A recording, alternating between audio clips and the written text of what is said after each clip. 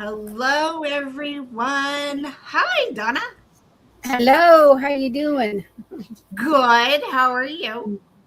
I'm battling the ticks. I just put medicine on from my last assault. Great.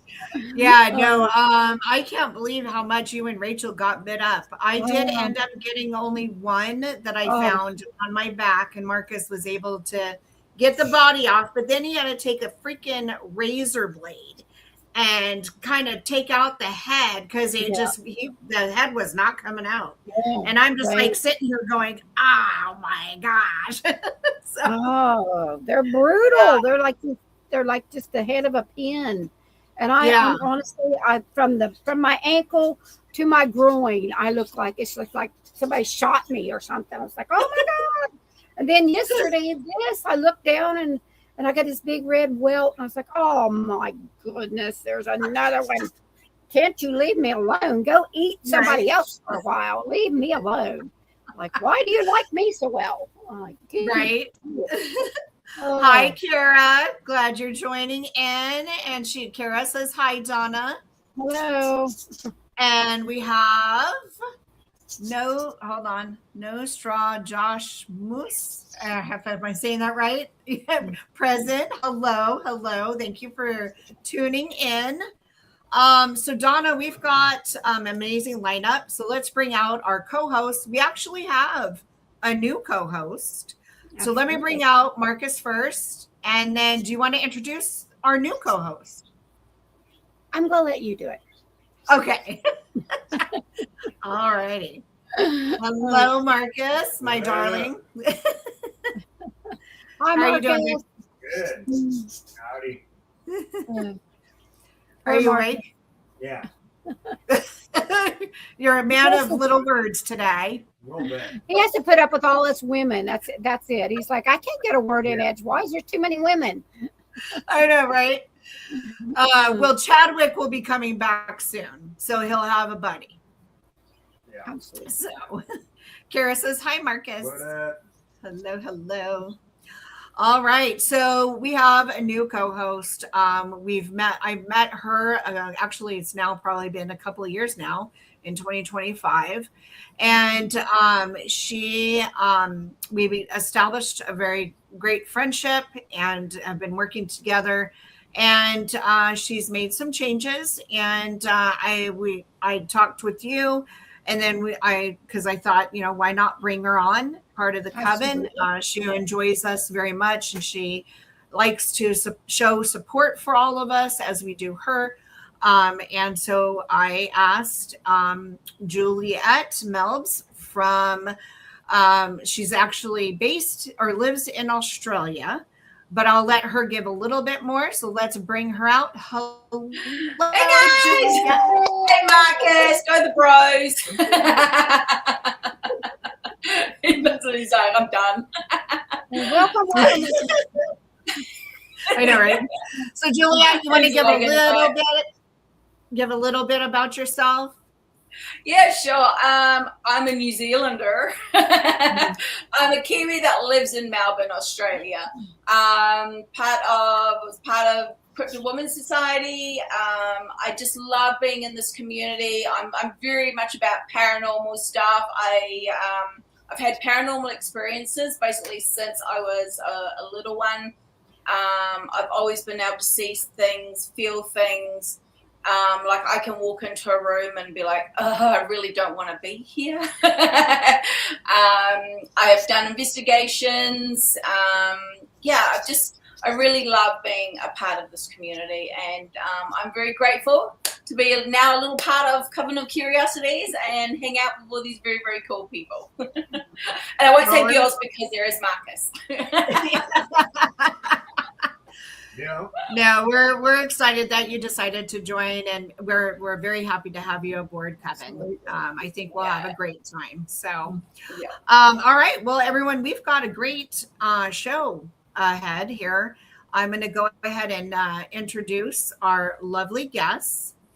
So tonight, after a full turn of the season, as we welcome back two voices whose presence lingers long after the microphones cool, Leslie and Stephen Shaw return to the Coven as researchers who have had experiences. They are artists, healers, and witnesses shaped by a lifetime of encounters with the unknown. Born and raised in Southern California, the Shaws have spent decades studying the UFO phenomenon, not as a distant observer, but as participants in a story woven through their own bloodline. Stephen's deeply psychic family endured 4 generations of alien abduction experiences, a legacy that propelled both him and Leslie into a lifelong pursuit of truth. Together, they bring a rare blend of insight. Leslie, a journalist of 18 years, and CalArts trained artist with passion for ancient art history. Stephen, a Navy SeaBee veteran, cabinet maker, acupuncturist, Tai Chi, Qi Gong instructor, if I'm saying that right. And he was also an orchestral musician, if I'm saying that right. Such publishing their book on Halloween of 2022.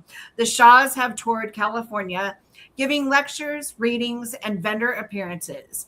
They've appeared on over 100 podcasts and radio programs, presented the Area 29 Galactic Gathering and the 29 Palms Book Festival, and continue to share their lectures on topics such as the link between UFOs and the Great Flood and UFOs are real. Our own government confirms it. Their work has expanded into new realms with their podcast, Abductions 101, UFOs and the Paranormal Connection, and their powerful documentary, Who They Are, which has surpassed 400,000 views on YouTube and now streams across multiple platforms, including Roku, Plex, Tubi, Zumo, and Apple TV. A year later, they returned to the Coven with new insights, new experiences, and new revelations, ready to peel back the veil once more and guide us deeper into the mystery. The Coven welcomes Leslie and Stephen Shaw. Ooh, if I can bring them up. Introduction. Thank you. Yes. Good evening, good afternoon, wherever you are. Hey guys. Hello. Hi, Juliet. Kia ora. So Leslie and what? Kia ora. You know, Kia ora. So Leslie New Zealand. Kia and ora. Yeah, New Zealand. New Zealand. We love Brokenwood. Yeah. Welcome to mystery, yeah. So Leslie and Stephen, it's been a year since you guys came on my show when I was doing Audible then, which right. now I've moved to YouTube Live, which I'm enjoying so much more. So what has been going on with you guys? You guys have been very, very busy. Yeah, one thing I want to correct is that Roku has we're not on Roku anymore. I tried searching us out there, but all the other platforms, it's still true. We're still there. There are a couple others we forgot, like Relay or something. There's like some that. new ones, Zumo and Relay and Fossum. And anyway, okay. but Doesn't matter. yeah, but we just are fresh out of being at Contact in the Desert. You know, the big UFO convention that takes place in Southern California, and It's pretty much the biggest one that's taking place in the world right now. yeah, we think so anyway. And it was just awesome again, just wonderful. And We were vendors for the 3rd time, and it's actually our 4th time being there. So it was interesting. And our producer of our documentary, Who They Are, basically he wants to do another one with us, and he did some private interviews with us over at Contact in the Desert. So at the end of the year, we're going to do another one. Toward the end of the year, we're going to do another one. Exciting. We certainly have. We found a lot more information that has come out to support what we're saying. And then the book, we published a 2nd edition in October of last year, and it just came out in Spanish. Yay! Yay! Congrats! Yay! That's awesome. We weren't in time for Cinco de Mayo, but we had it out in time for Contact in the Desert anyway. That is so cool. Does anyone have any questions for Leslie or Stephen? Not at the moment. So keep walking. go ahead, Julia. You can run the gamut from like current stuff that's in the news to Göbekli Tepe to you name it. You can.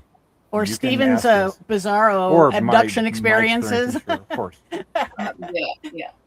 I have a question. I work with veterans, and I've been his caretaker for quite a few years now. And he actually worked for NASA, and he had been taken from the time he was a teenager multiple times. And then, of course, with his work, they were in research and development, and him and his father when he was taken again. And now that he's older and he has some dementia, but his flashbacks are so severe, it's terrifying for him. Do you have any advice that I can use? Because I can't leave him alone. The trauma of abduction is quite real, and tends to manifest later in life, right, honey? Yes, it's terrible just watching. He's older, and I can't leave him alone. He can't be in darkness. There's somebody with him 24 hours a day. Did he see any duty as far as in a wartime theater, as far as in battle at all? Yes, he was a veteran, and he was a helicopter gunner, but he was special forces. I see. So he has trauma from. That's trauma enough right there, yeah. But Any trauma should be dealt with by therapy, right? Yeah. Well, what I was going to say is that for me, the phenomena, which goes back 4 generations of my family that we've been able to track so far, started with me from my best recollection from the age of 3. Okay, so this has been going on, and I was raised in the family where we had what was called a family spirit guide called a Glegly, and old Glegly turns out to be a tall gray. Okay, as it turns out, my brother was the first one to actually see old Glegly for what he really was in 1982, when he was 16. My first interaction with old Glegly was when I was 18, when I was working with my dad as a cabinet maker, and my sister was living with us.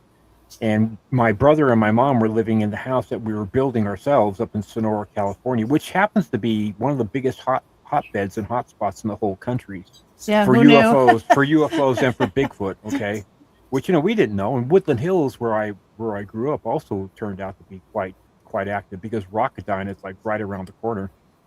So anyway, I grew up in a family that we accepted the fact of a family spirit guide. We thought it was a spirit. But then we've learned since then that it's a tall gray alien. What really sealed the deal for me was when all those coins were magnetized in my right hand pocket. Yeah. When I was 18, when the being approached me at 5:30 in the morning in January of 1979, and this was a series of events that were happening to all 5 members of the family in 2 different locations, 350 miles apart, simultaneously.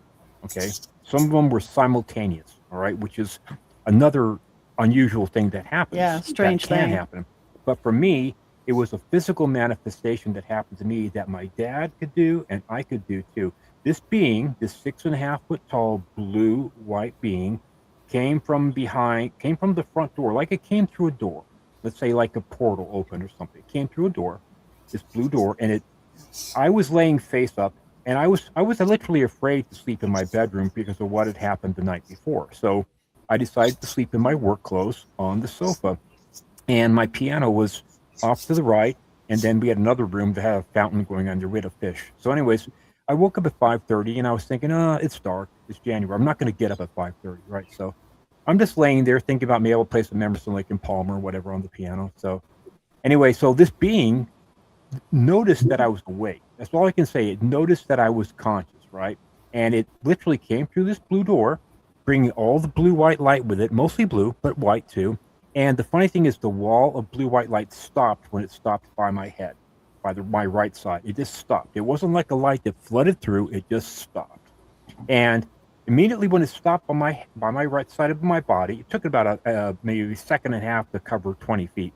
So it just floated, walked, stopped, and then it basically turned off the right side of my nervous system. The right side of my body just went numb.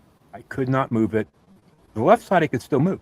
I still have sensation, but the right side was just turned off.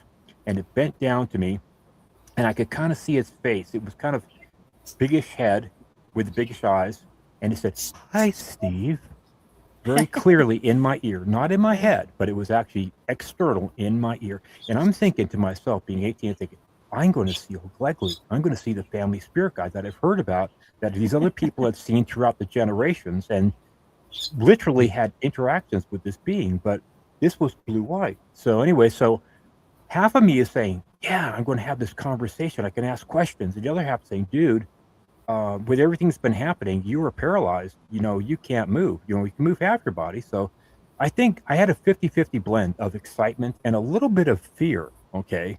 Legitimate fear. And after about 5 or 6 seconds, the being unbent, went back up to vertical, and just backed out the way it came, and the door just closed. And then I blacked out. So I told my dad and my sister about it at breakfast. And at this point, we don't know what's going to happen the next night, okay, because of everything was getting more intense. Yeah. So anyways, 11:30 rolled around, and my dad and I are getting hungry for lunch. So I said, Dad, I'll go get some food for us, right? So I reached into my right-hand side pocket, and I pulled out the change I had and the dollars, whatever, in my pocket, and I put them on the table.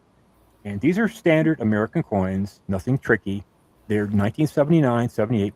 All of the coins are magnetized, okay? I can pick up the coins by the edge, by the face. My dad could do the same thing. It wasn't just me, okay? So he could pick them up too. He says, what the heck is going on? So he was physically affected that way. We think during his abduction that he was exposed to some powerful electromagnetic field. But that was the deal sealer for me. And so anyways, this has been an ongoing generational thing. The being keeps on showing up in the same general form, about 6.5 foot tall, skinny with the big eyes. Yeah. My uncle saw it in Ceylon post World War II when he was in the Royal Air Force. My grandmother saw him. My mom seen him. My brother saw him, same shape, but as a tall gray. As a tall gray alien at the Sonora house. That's when we realized what we're dealing with for sure. What we're dealing with. Now we knew back in '82 that we're dealing with the tall grays. Actually, Old Glegley is actually a tall gray. Yeah. Our family handler is the tall gray. And he's been doing this with for 4 generations, Yeah. With the family. Wow. Mm-hmm. So we do have a question in our audience. The question is, could we touch on the owls at some point during this pod? So I've heard about the owl faces. Can you guys help us understand what that means? The aliens tamper with the memories of their victims. Sometimes they erase them completely. Sometimes people remember little dribs and drabs of their abductions, and frequently they remember false memories. For instance, Stephen and his brother saw them as little children. They saw them as garden gnomes. Yeah. I think they wanted to appear less scary, to little children. So they implanted this memory of garden gnomes. We've noticed that the memories that we think are tampered with are somewhat shimmery. Stephen remembers, I saw them at the age of 8 and didn't think too much of it. I was scared. I was both fascinated and scared looking down from my bunk bed. And when they noticed that I saw them walking into the room, they kind of like looked at me, and I kind of froze. I looked at them, and then I rolled over. And frequently owls are a replacement memory for the faces of the grays. They got the large eyes, they stare. Okay. And by the way, we don't call them aliens. Actually, we do. At our house, they're cousins. Yeah. No, we mix the terms because we see them as being we see them as being residents. Okay, they live here. They've been here for a long time. That's our theory in our book, is that they aren't really aliens coming from different star systems, but a breakaway branch of humanity, and we think they separated from us to escape the Dryas comet impact 13,000 years ago. And they didn't lose their technology. They kept their culture and technology intact, whereas everybody left behind on the surface was thrown back into the Stone Age, if you were lucky enough to survive, and so that's why they're 10,000, 13,000 years ahead of us technologically, we think, is because of that. Also, it's why they're humans. That's why they're able to breed with us, and why they all look like,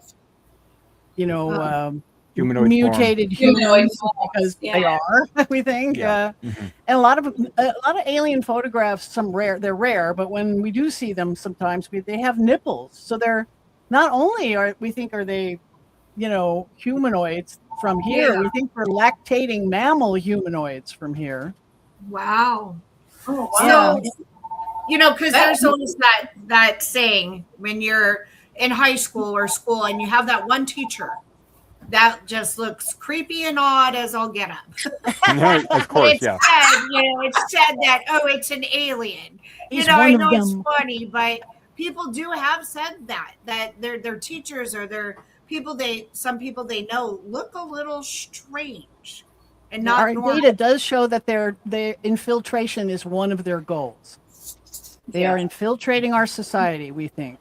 That's the hybrid breeding program. Why? Why are they breeding hybrids of us, So And, do you think that the reason that they're following you and following your generations is because possibly you have their DNA within you? Mm-hmm. It's most likely. We found, like, for instance, I don't know if any of you have read the book Imminent by Luis Elizondo, the guy who wrote, who was head of ATIP program here in the United States. That released the 3 videos, the Go Fast, the Gimbal, and the Tic Tac. the New York Times story in 2017. It was big news for us ufology people. We're like, yay! Yeah, they've the U.S. government has put a lot of money. I mean, multiple hundreds of millions of dollars into remote viewing and different, psychic warfare type of stuff, and way over the statistical average as far as like the ones that are the best at doing remote viewing and have true psychic ability. They have 2 commonalities. One is they either have Scottish blood, a lot of Scottish blood in them, in their DNA, or they have a lot of Cherokee. Right. My dad was half Scottish. Okay. Basically, I'm British, Scottish, Irish, and then Icelandic, and a lot of Welsh. Okay, that's basically my blood, and some German in there too. But yeah, but I'm mostly, I'm like 1/4 Scottish myself. And we discovered, through our research and others' research, is that the abduction phenomenon tends to be mostly Caucasian, over 90%, in fact. Yeah, it's weird. And we think it's because the Nordic aliens look exactly like humans. They're indistinguishable from Scandinavian humans. So, we think they, in fact, are humans and have not mutated away from us very far, whereas the Greys have mutated away from us pretty far, right? We think they've been underground for 13,000 years, launching UFOs from their cities, underground cities. That's why we keep hearing reports, thousands of reports about UFOs flying up out of the lakes or ocean or volcanoes or ridges or mountains or mesas or so when they're seen coming down, they're actually just coming home. Right yeah exactly. Back. Right. Well, Skinwalker is kind of a popular show over here, and they're every time they get closer and closer, they either the equipment stops working, or they get complete anomalous readings, or they'll hit an object subsurface, and it'll be some ceramic that they've never seen before, or they can't drill through it, or mimics the ship Roswell pieces that were found with the bismuth layers of microns. It's crazy. Stuff pure like bismuth. Yeah, that's Linda Mountain House. See, we think there is a base near Skinwalker Ranch. There's another one of these underground bases. There's supposed to be or at least over 1,000 of them worldwide. Yeah, at least the UFO that's buried. Yeah, there's something very odd about that. And if aliens are involved at all, in our opinion, it's the Anunnaki 300,000 years ago. We think they may actually have uplifted humanity.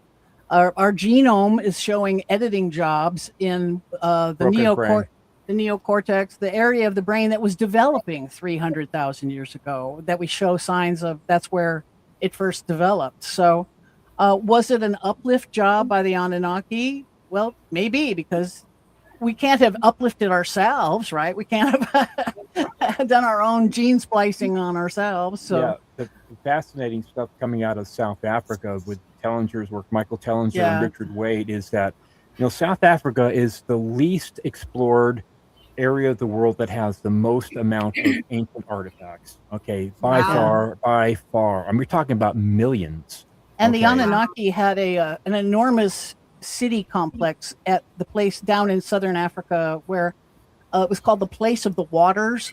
And right there where they found these ancient mines, 200,000-year-old mines. And that's earlier than man, so it can't have been us, it wasn't Well, us yeah. doing this mining, modern right? man. Yeah, the deepest one they found so far is 24,000 feet. Okay, and it's a mine shaft that goes down. It's pretty wide, Right. and it's literally the rocks are vitrified. They use some type of technology that would vitrify the rocks. And there's another interesting thing too. They have all these fairly large hills and small mountains that are all throughout different parts of South Africa, and they're covered with trees, and they have grass and that kind of stuff. And people just thought, okay, it's just normal to the region, until somebody started excavating one of them, maybe to put a house there, and they found that it's mostly sand. And they found that this sand had a fairly high amount of gold dust. So now what they're doing in South Africa, They're tailings piles. All these hills are actually ancient tailings piles. So now what they're doing, they're taking, every ton is yielding about 2 or 3 grams of gold. Okay, so what they're doing, they're taking down these hills them now, yeah. and with modern technology, it becomes cost effective. So all these hills that have been around for a long time, they're actually ancient tailings piles. And also the Anunnaki were not interested in platinum. No. So they just left it behind. So there's all these platinum veins down there that, are opened up by these mines that they can start accessing. Yeah, it's interesting. Our technology is finally catching up to where we can actually verify some of this stuff we've been talking about. Yeah. And it looks like there's been a terrestrial influence here for a long time. Now, 13,000 years ago, we don't know a lot about the society pre-flood because the flood was so devastating. I mean, imagine 2,000-foot high tsunamis worldwide just scraping the evidence of our society off the surface of the planet, So we don't know a lot about them, but according to Sitchin, the Anunnaki were kind of running a slave mining operation with us as their slaves, right? And that's why so many cultures disappeared. Like the Mayans disappeared, the Olmecs disappeared, the Aztecs disappeared. Why? They didn't disappear. They just picked them up and moved to a different mining site, we think, right? And that's why all these Anunnaki covered artifacts are being pulled out of central Mexico. It's because we think Sitchin was right, that there was an Anunnaki presence in Central America. And when the Anunnaki had advanced astronomy, they were capable of spotting the Younger Dryas comet coming and creating preparations in advance. We think they created these underground arcs, they called them, sank deep underground cities so people could survive the comet. And the comet was so devastating for 1,000 years. The climate change was so drastic. You probably couldn't have grown crops on the surface for the first 500 years. So the northern hemisphere for sure. We think they not only went underground, but they stayed underground. And that's why they didn't come back up to the surface. Right. And so I have a quick question. So, Stephen, you mentioned that you have Scottish and Irish and some German and some Welsh. I do too. Yeah. I also have Irish as well. So I'm curious, because you've had your encounters since you were young, and I have that same background, history of, nationality of, Scottish and Welsh and German. Why do you think I haven't had maybe an encounter? There's a pretty good reason for that, probably. All the women in my family have been automatic writers. I mean, legitimate automatic writers. It seems like most abductees are psychic too somehow. If you have that in your makeup, okay. Yeah. My mom just proved it to us on many different occasions. I grew up in kind of a funny house. Okay, we were British basically. My parents grew up in wartime England as children. Okay, in Manchester and Oldham. So they saw some of the real horror and the starvation and the bombing, right? But anyway, so my mom, she knew. She was contacted by O'Glegley in 1969 when her mother died in northern England, and she knew before we got any phone call. Like a day or two later, we got a phone call, but she went into a trance. She would get this feeling. She'd be told basically, I need to communicate, right?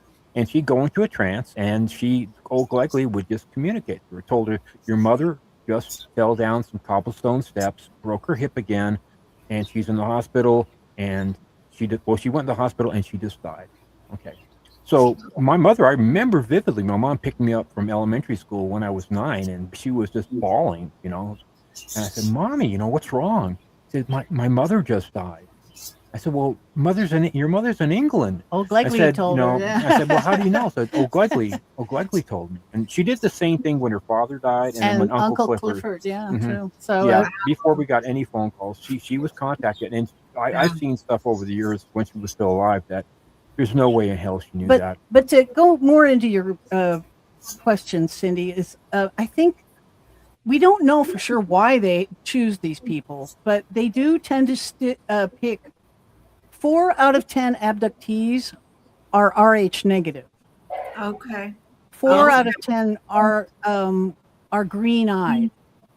And these, green eyes are not, we do not have 4 out of 10 people with green eyes. So this is a high proportion of green-eyed people. I'm A positive, so that doesn't apply to me, but there's a high tendency towards sorry, didn't mean to step on you, darling. But and also, what's the other thing that's high in the abduct? Oh, Basques.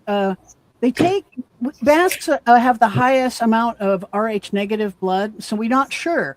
Are they taking more Basques because they're after Rh negative, or are they after Basques and therefore taking more Rh negative? Right. Associatively, so we can't be sure. They also green eyes are a mutation in the human. It's a recessive. It's a recessive trait. Recessive gene. I'm sorry, Okay. and so we don't know that. When they also they do like psychic people. Every time I meet an abductee, they're a psychic healer or a medium or something. It seems to be one of their criteria. Okay. That's interesting. And I'm as white as they come, but they're not taking me. I think because I have one of my grandparents. One of my grandparents is a Native American, so maybe that excluded me. For some reason, I have no idea. No, they wouldn't exclude you. Just you're not healthy enough. That's why. Maybe that. Maybe yeah.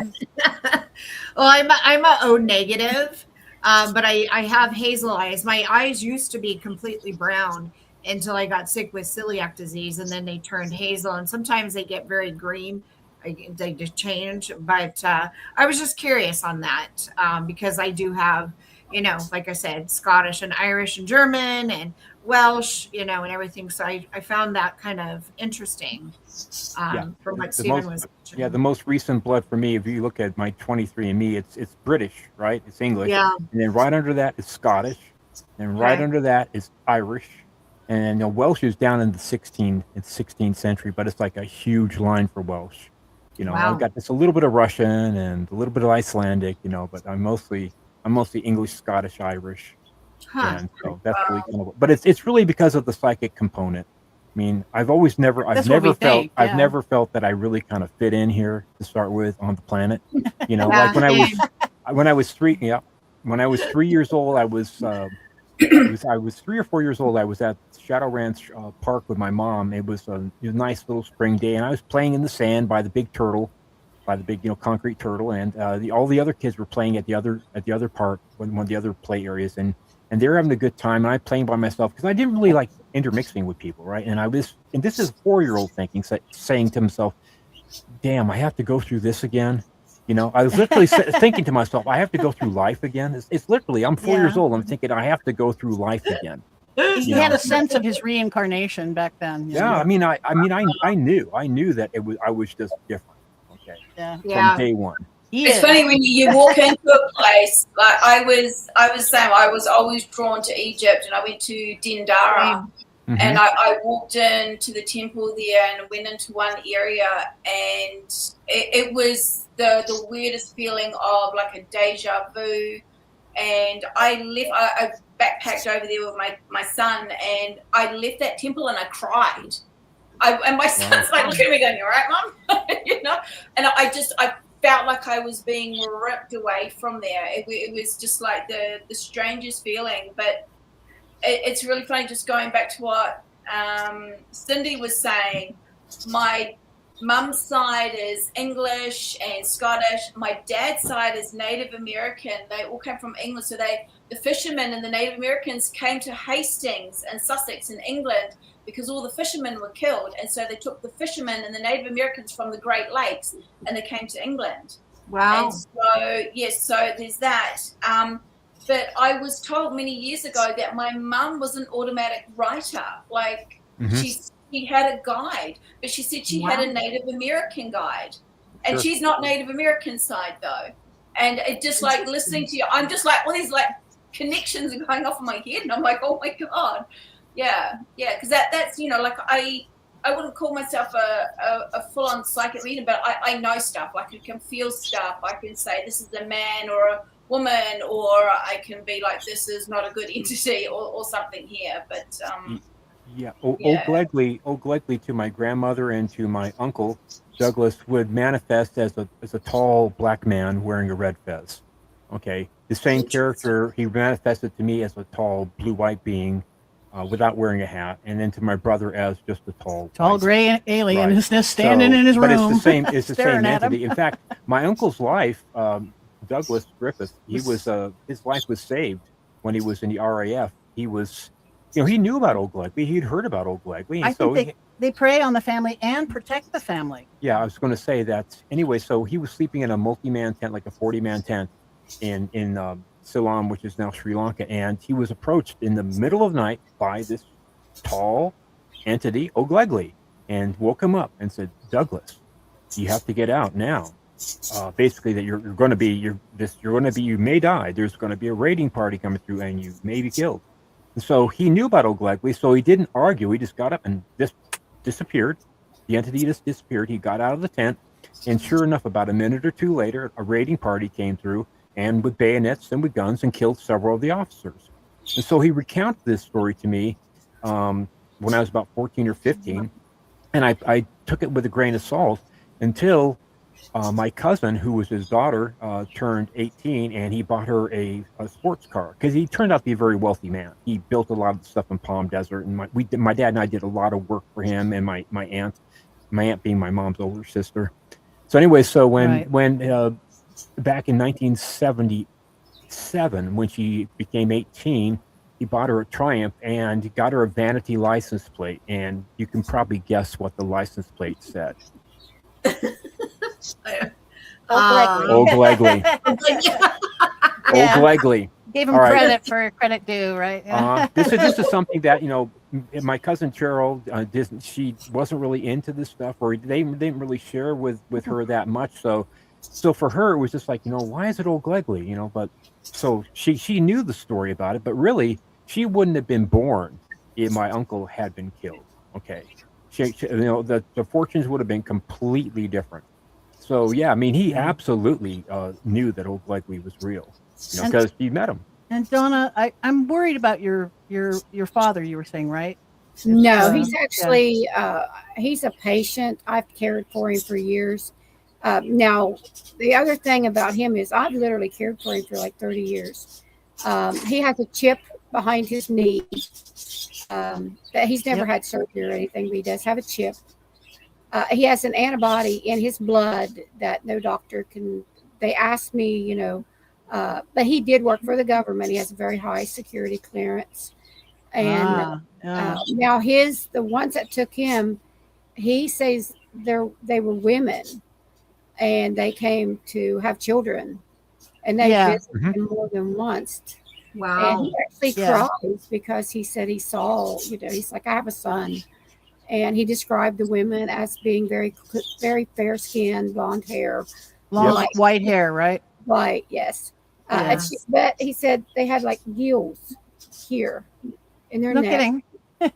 Yeah, gills. And then I had been caring for him for probably about 6 years. He's a total care. And so he's in my home. He has his part of the house. And I had went to my room, and it's about 3:00 in the morning, and I woke up, And he had told me, I doubted when he was telling me the story because he was, at that time, he has a genius level IQ. This man is genius. Just like Steve's brother, Philip. Yeah. He can do anything, and he has did it. I mean, they developed some of the very first jet engine, the fighter jets, him and his dad. They worked for NASA. They worked with Kleinhauser that came from Germany. The reason I'm concerned is that people who suffer this, they have this rage at this mistreatment that they have at the hands of these beings, but no way to direct it. Yeah. And it internalizes. And in the case of Stephen's brother, he became strange in life. He was a brilliant man, but he was emotionally remote and never had a relationship, and became a hermit. And then in the end, he became paranoid and actually shot himself and his mother first, and then himself with his shotgun. So it's a horrible, and I lay this tragedy of our family, I lay this right at the feet of the people doing these abductions to us and traumatizing the family as children. There was a lot going on. He was like, it ended up being the caretaker for my mom right after my dad died unnecessarily from cancer. So within a 3-month period, I lost almost all my family. Yeah, three members of his family in 4 months. Apart from my sister, who now lives in England, northern England. Actually, she does automatic writing, and she does ghostly locations part-time with her husband, who works for Boeing. But I brought it up, Donna, just because it's not something to be ignored. Yeah, he has dementia now. Of course, he's a big man. He's like 6'6", so he's a big man. He's a total care, but he's very gentle. He paints, he sculpts, he writes. He's a paleographer. He deciphers ancient languages. That before, and that's how he de-stressed. Now, it seems like he's gotten over it.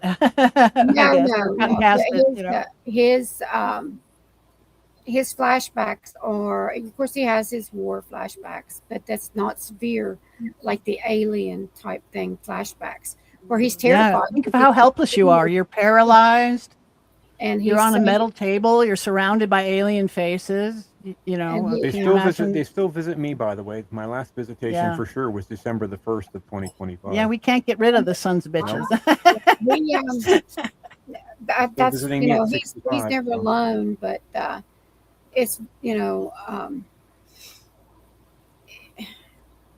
it's so I actually saw, because in my room, I woke up, he had told me I couldn't move. I was in my bed, I could not move, and there was 3 grays standing around my bed. They didn't bother me, they didn't harm me, but it was like they're just looking at me. And I've had a couple experiences of my own, as a child, but for him, and then when I've taken him in, he was having to have surgery, and there's like, he'd never had surgery. And then there's like, well, there's a chip behind his knee. And then the thing with the antibody in the blood, the doctor's like, I can't explain it. He's like, I've never seen anything like this. And then I explained, he worked for the government and stuff. So I don't know what they gave him. But it could be a hybrid, one of the hybrids they're creating to infiltrate. He is our society. He is. Well, the human. Yeah. Yeah, he's not. Of course, he was a soldier and he was special forces, so you know what he was trained to do, and he did it very well. So yeah, I think a lot of military are targeted by the aliens too. They follow the military everywhere they go, and. All the men in my bloodline have been military. Apart from my brother, was the only one who wasn't military. Yeah. The lady who wrote the foreword to our book, Karen Wilkinson, she wrote the book "Stolen Seed, Evil Harvest," and she's been abducted pretty much her whole life. Okay, she has 4 that she knows of, 4 alien hybrids, who she's met once. But she was military also, and they said they were training her to basically help to fly their crafts. Okay, so she would be on these ships. She'd wake up semi-awake, and she'd be on a ship, literally like on a bench with a bunch of other humans, and most of the humans were basically just like zombies. They weren't alert. They were there, physically there, but they were kind of turned off. And she was able, because she's also very sensitive and psychic too and all that, she was able to, for whatever reason at her age, to remain conscious. She says she has a personality able to disassociate and kind of separate and look at herself from the outside, kind of. Mm-hmm. And I can do that people too. who can do that usually have better memories of their abductions. Yeah. I did the remote viewing. I actually worked doing that. It's been probably about 20 years ago. So I did do that. For me to work with some of the gentlemen that I work with as caretaker, I have to have a certain clearance of my own. So I believe remote viewing attracts aliens to you. It can do, yeah. Be attractive. It's called the hitchhiker effect, where people studying aliens start to get bothered by aliens. Yeah. Wow. So Luis Elizondo certainly did the in the book Imminent when he started practicing it, was being taught professionally. That guess what? Orbs started showing up at his house. Started bugging he and his wife at night. The orbs would show up. Oh. And one of the remote viewers in the Stargate program, that it was the actual official CIA remote viewing thing that they did. Yeah. One of them reported gray aliens in his bedroom after being a remote viewer for a while. So I believe it attracts their attention, and there is a psychic connection. Right, component. We think they keep tabs on their abductees kind of in the astral realm, but also through these psychic connections they can make with people. I am the RH negative. I have the negative. So they could have taken you that when they came in your room. Generally, if you see them in your room, you've been abducted. That's usually a really strong indicator right there, Yeah, I couldn't. So, Donica, okay. I'm sorry. Oh no, it was just that's interesting. My dad was British Special Forces, and he was 6'5", and towards the end of it, I didn't have any contact with him. Nobody did. He became so irrational, so violent. But he always said to me he was based down in Aden, down by Somalia, and he told me about a ship crashing down there. He swears black and blue UFO, and he says all the British soldiers and stuff had to stand there and wait for the Americans to turn up, and they basically loaded it up onto a truck and shipped it out. And so, he's saying, we had to sign all these things and not say anything and stuff. So when you were talking about South Africa and things happening over there, he was just like literally there was something there. So it's government, our government pressures allies into turning stuff over like that, and also to maintain the same secrecy programs that we have.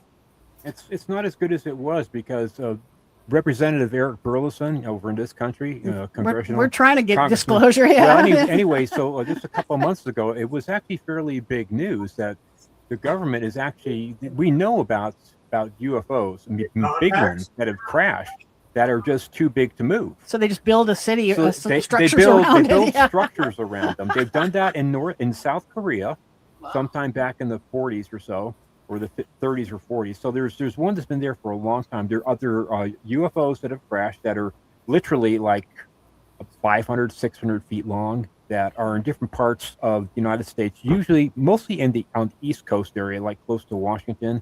And so they just build, they can't move them. So they build literally structures around there. So he's getting permission, and this has been on the news, that he's getting permission to go and see these for himself. I mean, he's not allowed to discuss it. It's in a skiff, but he can't say where they are because they don't want people coming there, but these things do exist. Okay, so they're acknowledging that they are here and they've been here. Okay, we don't know for how long, but as far as what we can tell, that this is an organized disinformation campaign, because you really want, it's easier to be mad at an enemy that's coming from up there than saying, okay, we're doing it to ourselves. Okay, we're living under your feet in cities that may be a few miles down, and we've been here this whole time, and we're taking you because we want your genetics, because we need your genetics so that we can continue ourselves to make our bloodline more varied. We think they're becoming less viable living underground, and that's why they need regular infusions of DNA from surface dwellers. And we think when they went underground, they took cattle and other herd animals with them as a food source, and those are becoming non-viable, and that explains the cattle mutilation. And the most exciting thing lately is the Bigfoot genetic project, the Sasquatch Genome Project, that come out saying Bigfoot is half human. We think when the Anunnaki were uplifting us 300,000 years ago, they also created Bigfoot at the same time. There are a couple of good candidates for mixing DNA with a human, and one of them we think was Australopithecus robustus, an almost upright walking ape of enormous stature. Yeah. And we think they're creating them still. That's why Bigfoot doesn't have any surface settlements. And that's why they spring up wherever UFOs are. And, and disappear too. And vanish, so easily. They're just popping. We think that they use Bigfoots to guard the entrances to their underground cities. And also for like surface reconnaissance, maybe, That's They're always seen a lot around caves and cave areas, aren't they? And Yep. See, I'm actually Shawnee descent. So I call them the Watchers. I don't call them Bigfoot. And I've lived with them my whole life, as my father did, and my grandmother, generations of generation. And, I see them, basically, there's clans here that I interact with. And there's, not all are the same. You got violence. Mine are, not that they can't be violent. They can, and they have been, not to me. But, yeah. Yes, the further north you go, the bigger they are. And we think a little bit more aggressive the further north. That's what happened to that Alaskan settlement where they actually tore people apart. And I heard about this. Yeah, I think it's because they moved into the prime fishing ground in the area. We think they cut off their food supply.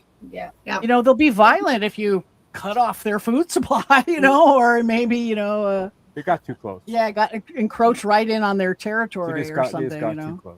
Yeah, it's interesting because Yowies in Australia, which is obviously the Australian Bigfoot, right, are known to be very, very aggressive. I mean, every animal in Australia is aggressive, but they. Oh yeah. I don't know if the caterpillar's trying to get you here. Just assume aggressive. Okay, I got you. Just in a bad spot. But they're always seen. There's very few people that we go, hey, I had a gentle encounter with a Yowie. Everything's always aggressive.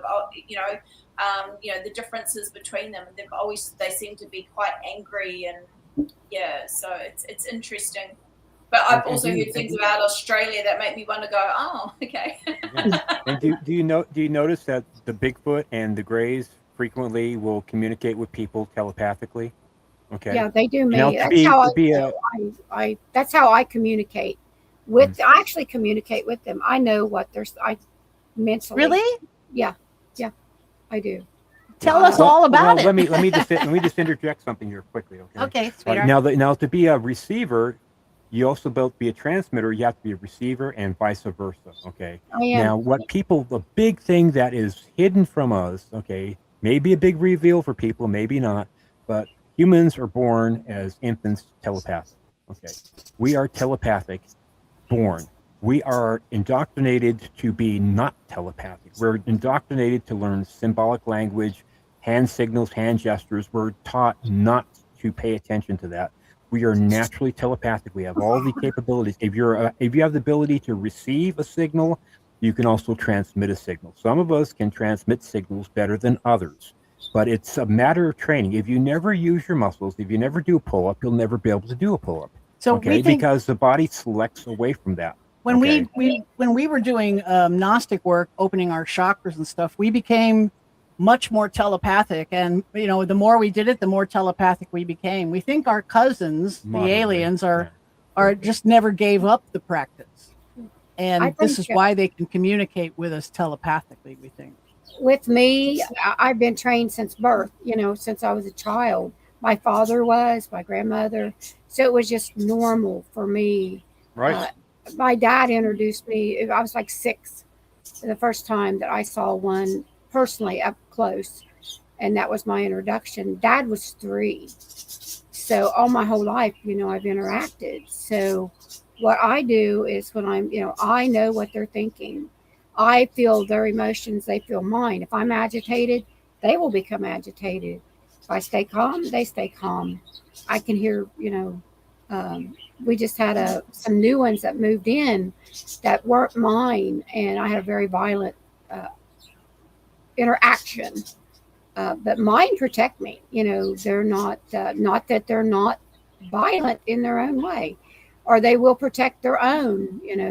Their family. They'll protect their I area. think when they're stalking around our territory, whatever they're doing, I don't think they're as aggressive. But if we invade their territory, suddenly giant rocks come flying through the air and landing in the creeks, I've never and that alone could kill you. Yeah, me, I get acorns and small things. I get gifts. I do gifting, so That's cool. it's nothing for me. I'll hike back in the woods 10 miles. I live in the country, in the woods, so I'll head back in. I'll camp. I'll set up my camp. I spend the night. I don't have any fear because I know basically I'm protected. But then the new ones had moved in, and I didn't know they were there, so I did that was a different interaction, but it was handled quickly, not gently, but quickly. So I guess I have a very full respect for them and their ways, and I wouldn't. They're our brothers. They've been our brothers since they were created 300,000 years ago. And in our opinion, in our theory. Actually, I look at things from being a builder and being in the military as a CB. I mean, having a lot of that in my background, doing a lot of that kind of physical work and, building houses and Quonset huts, doesn't matter, right? So anyway, so I tell people, listen, you cannot build the pyramids with telepathy, okay? You have to have a blueprint. You have to teach your working group, your working force, you have to teach them enough to be able to read a blueprint, because telepathy is great, but it's always associated with them, almost always associated with emotion and basically fairly direct commands that are fairly simple, more feeling sensations. I know what they're feeling, I know what they're thinking, but it's direct but fairly simple. You can't be transmitting telepathically advanced trigonometry or things such as, when I was at the market yesterday and Bob came home. All right, that's a complex sentence. You don't transmit that telepathically unless you're both really, really good from day one, where you can actually really see each other's thoughts. Because every single thought is a chemical process. Every single process that we lay down is a chemical process, and we lay it down through the synapses, through the axons and dendrites, make a little line on the area of the brain like the thalamus or the cerebrum or the frontal cortex, and then we retrieve that information. So it's always a retrieval process. You have to lay it down, but it's always chemically based. That's how you read a picture. All pictures are based on chemical. All emotions are based on chemical response. So the kind of the point is that we think that's why they had to uplift us Right. in the neocortex. The neocortex is responsible for imagination and the speech centers.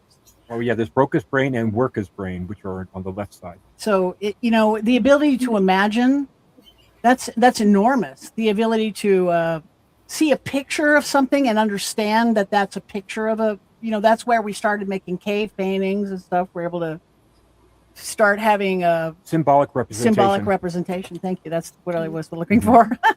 Yeah, I know. I saw it in your head. Thanks, honey. Don't worry, we have those issues too. You get to an age and you're like, what is that word? I had that almost immediately. Read each other's minds constantly. Well, I mean, I've been able to do that my whole life. I mean, it's when I don't listen to my inner voices that I get myself in trouble. Yeah.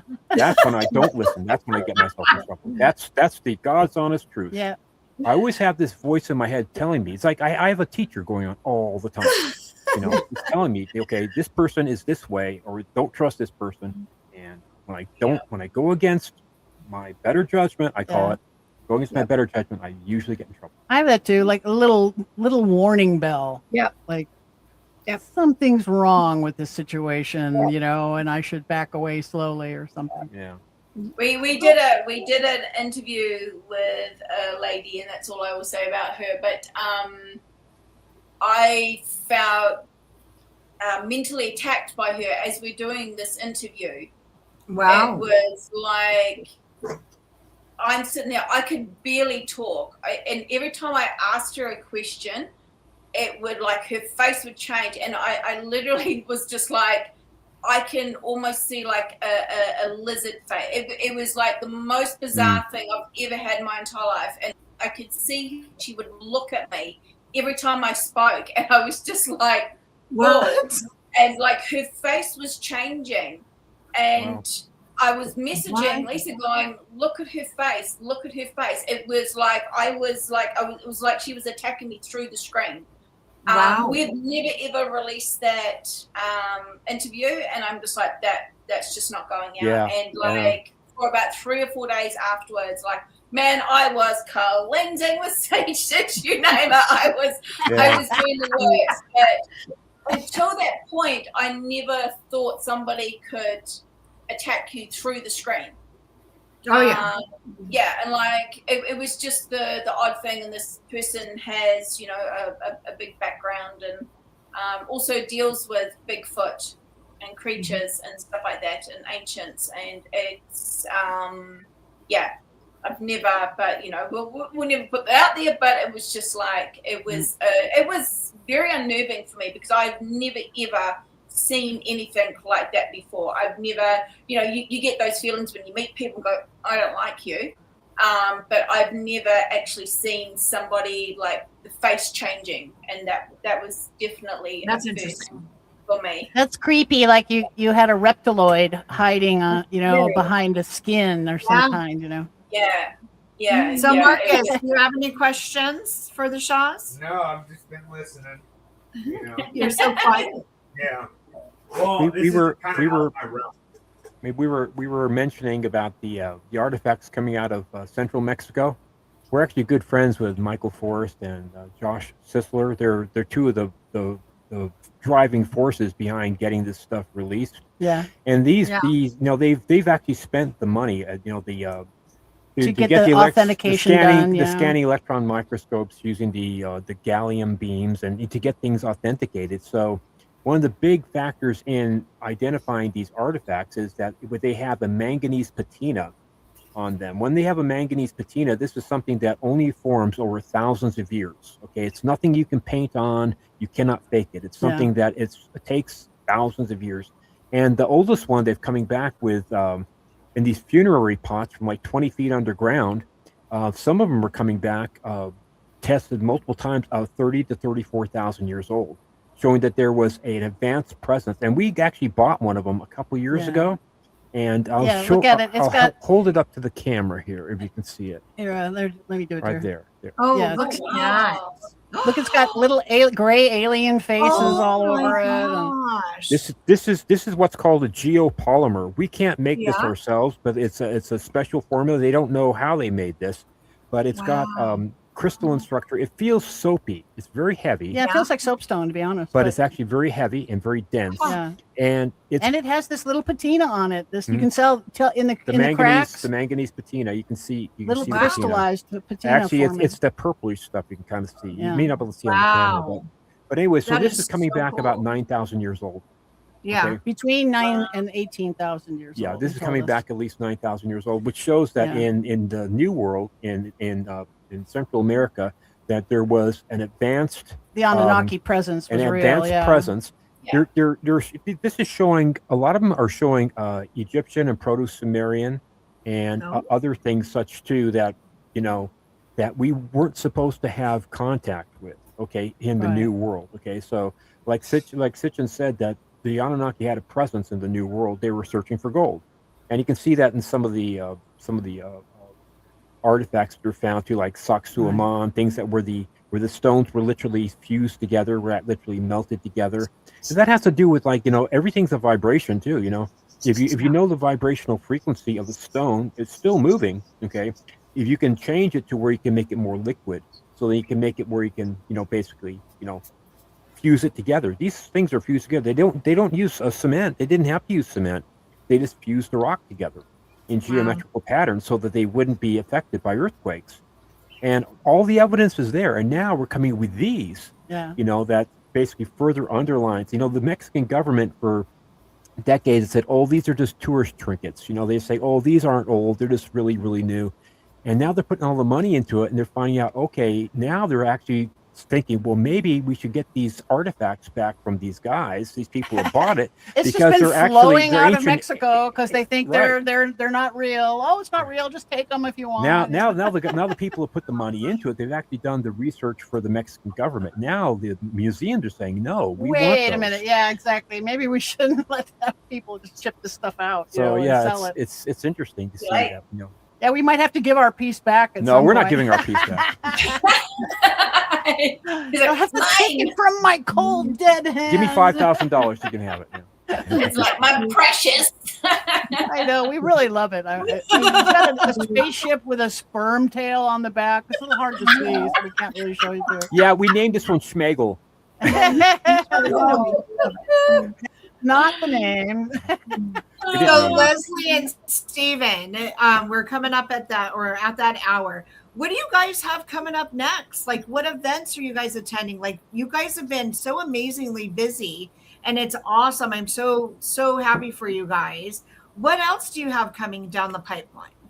Well, we're going to gear up and start our podcast again. We just finished our season right before Contact. Okay. And, we're going to try and get a couple of episodes in the can before we start up again. And we have a couple of more things. We're going to go to the 29 the Palms. 29 Palms Book Festival is going to screen our documentary.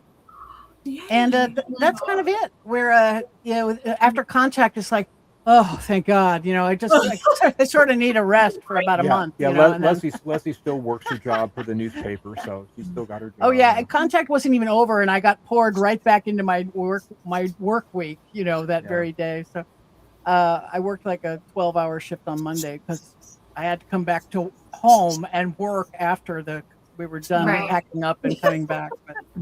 So I'm exhausted, and I just kind of the next stage is to keep marketing the book, and of course through Instagram and the Spanish edition. We're going to have a little marketing release program coming out this summer to try and get the Spanish edition out to the reading Spanish speaking public. And hopefully we'll have our second documentary out toward the end of the year. And that's right. Awesome. Well, everyone, please go check out their documentary. It is amazing. I've watched it myself, and it's very impressive. And I also have their book. So if you don't have it, please go get it. You can find it on Amazon.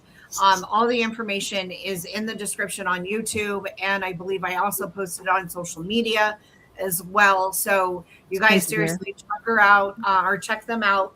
Their book is really good. It really is. It's before you go, I wanted to show you one of our T-shirts, which was our biggest seller at the Contact. Okay. It says wood. I love it. Absolutely. Yes, I enjoyed explaining it to old ladies that came by the. Say, what does that mean? That was fun. Girls are buying it as well as guys. Yeah, for their boyfriends, I guess. Whatever. Yeah.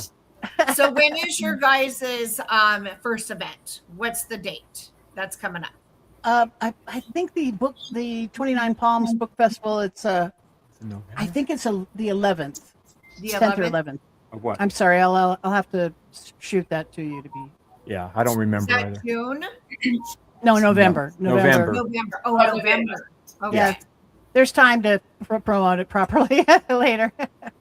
Yeah, Gotcha. we don't do up and down the coast anymore. That's just too expensive, Yeah. Gotcha. way too expensive. Yeah, it can get expensive living here in California. Yeah. I wanted to add one little thing. One thing I love about our theories is that it doesn't require any theoretical physics to be true. Well, portals maybe. Well, we know they open portals, but it doesn't require time travel. It doesn't require interdimensional travel. It doesn't require wormholes or faster than light travel. All those things, any theory that has those as a premise, I think must be less likely, just because we don't need time travel. We think it's a here and now problem, And it's basically the motivation, means, opportunity, and motive. The mom theory is like, okay, if they're time traveling and they've been following my family for 4 generations, I mean, really, okay. Yeah.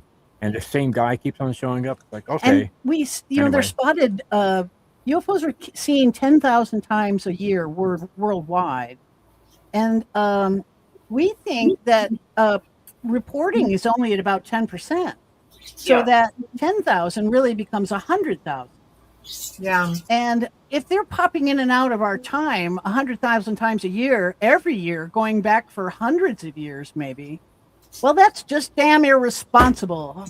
And we talk about, you see these movies like The Butterfly Effect, you're talking about like the footprints you leave. Like if you mess with the past too much, you may not end up being born, right? So a lot of these people are pushing this whole time traveler narrative, right? Yeah. And they just throw the whole thing out. Oh, all of a sudden now the butterfly effect and accidentally, influencing your future or, whatever. All of a sudden it doesn't mean anything. All of a sudden, okay, it's all accounted for somehow. They're just coming back here and they're stealing sperm, they're stealing eggs, they're having sex, and they're somehow not affecting their own future. That makes absolutely no sense. Maybe they don't like their future enough to believe me, there is that narrative going around. You'd be surprised how many people think it's got to be time travel. There was this big Experiencers movie promotion on Saturday. We all went to it. Yeah. And they were right about so many things. Yes, they're abducting people. Yes, they're impregnating women just by having sex with them. Yes, we think they are actually humans. But they're time travelers from the future coming back from a dystopian future and coming here and they need DNA. Now, sure, maybe it's true. Maybe we're wrong, but we don't need time travel to be real for this theory to work. They're just here. They live here with us and they always have. I agree. Yeah. Mm-hmm. What do you, okay, real quick, because I'm curious on your guys' thoughts and theories regarding, because you mentioned how aliens, UFOs have similarities or have a connection with cryptids, with Bigfoot. Yes. I had somebody on my podcast a year ago, and he provided some pictures, and it was basically a huge, it was like someone's yard that was living in the Appalachian Mountains. And they saw a junior Bigfoot. So they're taking photos, right? They're just snip, snip, snip, one right after the other. Well, this junior Bigfoot all of a sudden disappeared. And all of a sudden this green orb just showed up. And he's, again, mind you, they're just, you know how you take your photo, just one after the other, and no pause, right?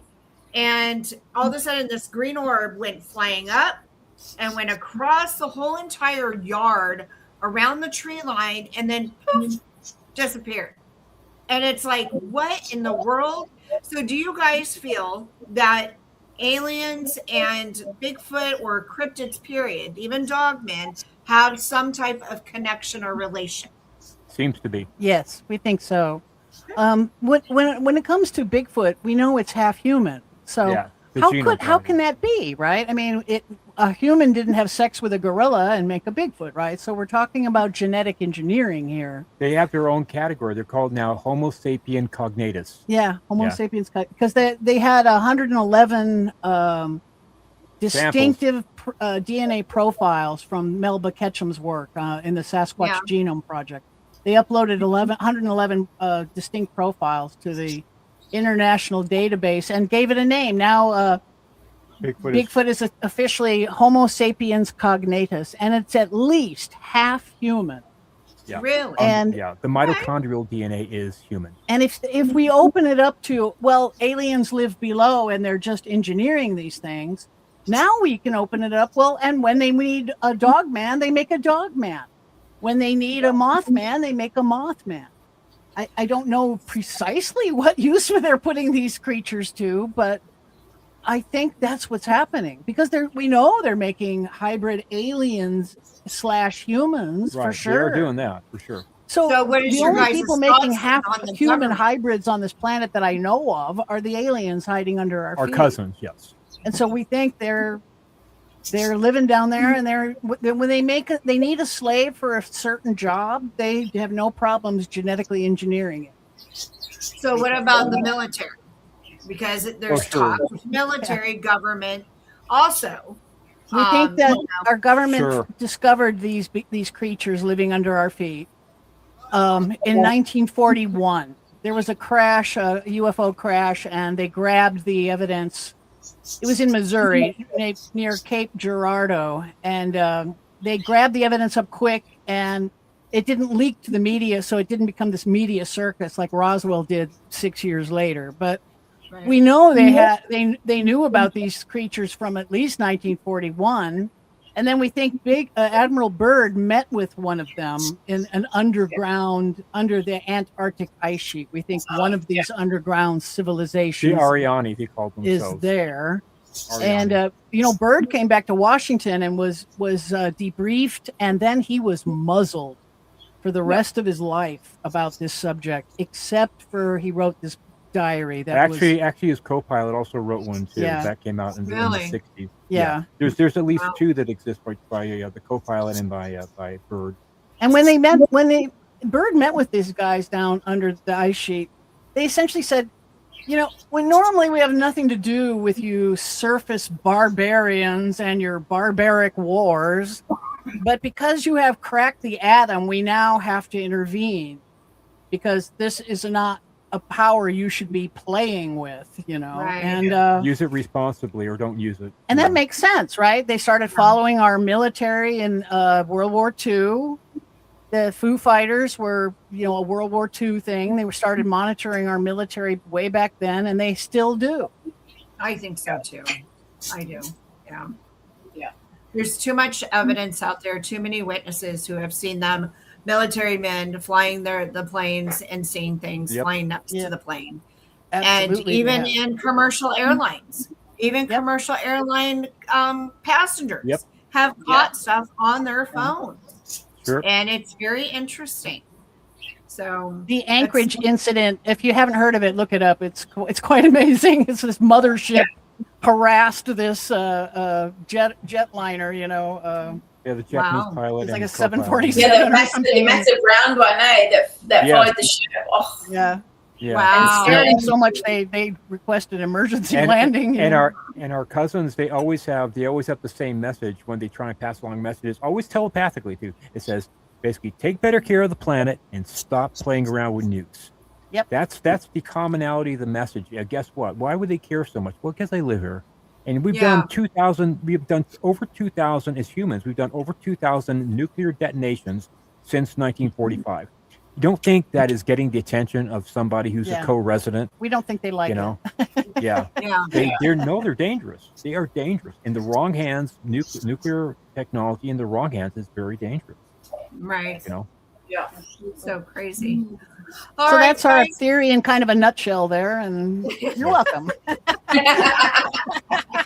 Well, we appreciate you guys coming on so much. It's a pleasure to have you guys on again, and in a different aspect of going live instead of just audible back in that time frame when I was doing that. So, but no, you guys have gone so far. You guys are doing amazingly well, and I'm so happy for you both. You guys just definitely deserve this. You guys put a lot of time and effort into your book and getting the word out. And so I find it just fascinating. I love chatting with you guys. Thanks. Thank you so much, my dear. Yes. And all the rest of you, everybody else too. Yeah. Marcus, Thank Julia. you. I like every time I watch you guys or listen to you guys, I learn something new, and it's just like, wow. Yeah. So Stephen and Leslie. We're on Instagram at leslie.shaw.author, and if anyone has questions, feel free to DM us there, and we'll happily answer them. Yeah. All right. Okay. Yeah, that's awesome. Any other handles you want to share? No, that's it. On Instagram, we have a link tree, and that'll take you everywhere. Our website, our podcast, all of the different places the podcast is, and that's always and the helpful documentary too. And then Donna, how can people find you? What are your handles? Well, first off, I'd like to share one more thing with them. Sure. I have what is called a syrinx, which means my spinal cord is open. Instead of being like this, it's like this. It's like reverse spina bifida. I wrote wills. I do everything. I have worked my whole life. And the doctors tell me I'm like one in so many millions of people that I don't exist. You know, I should be a vegetable. I should not be able to walk, talk, do anything. And I did everything my whole life. And they found this about 20 years ago after I fell at work. And I was like, you know, so they actually wanted me to come into a brain and science clinic to be experimented on. And I said, no. But have you ever heard, I'll leave that. Yes. We know of several healing things they do for abductees. If you're an abductee and they want you alive, they might heal you. Yeah. One of our starseed guests on our show, she had a lung condition that was healed by them. Wow. We know of a man who he was abducted and he had tuberculosis scarring on his lungs, and they healed that. And that's impossible for us to do. So there's some physical evidence right there that what other healing things? She's still talking. I have 4 bypasses, 2 stents. I only have 1 lung.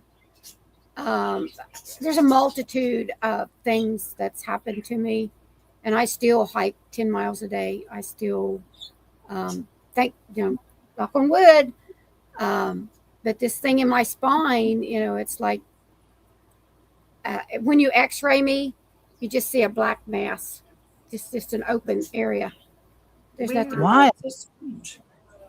Yep, that's an anomaly, all right. Yeah. It's one for the books. So I don't know, but anyway, I appreciate any information you have. I please message me, email me, send me a friend's request.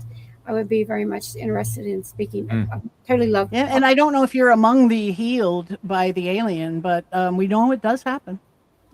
Yeah. Sometimes impossible stuff is healed that we can't do.